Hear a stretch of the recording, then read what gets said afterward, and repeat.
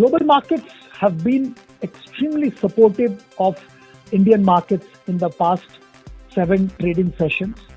The buying by foreign institutional investors continues unabated. Domestic investors and institutions have been intermittently selling, but the speed and ferocity of buying by the foreign investors have ensured that the Indian market remains in the positive territory and continues with its positive bias. Consequent upon this, the currency also has appreciated reasonably well over the last 7 days, and all this leads to a virtuous cycle for the Indian markets.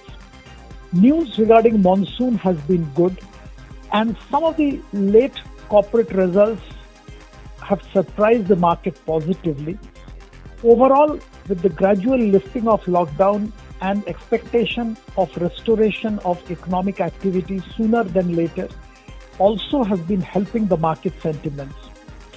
However, we need to also factor in that oil prices have been moving up and have reached $40 per barrel of Brent, and this is significantly higher from where it was when the corona crisis struck the world and India.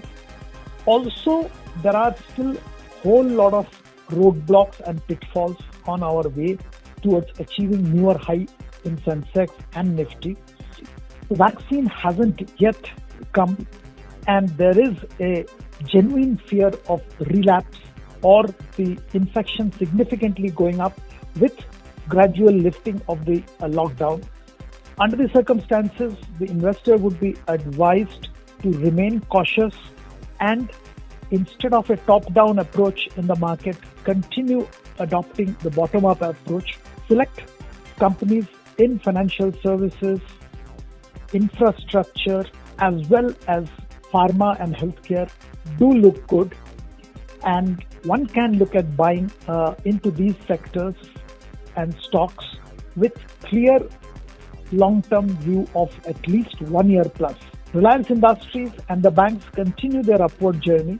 However, for a long-term investor, it may be okay to participate in this rally, but if somebody has short to medium term outlook, he should be little careful on the NBFCs, PSU banks, as well as Reliance at this stage. Fundamentally, these are strong counters, but since they have run up quite a bit, a little bit of correction may be par for the course.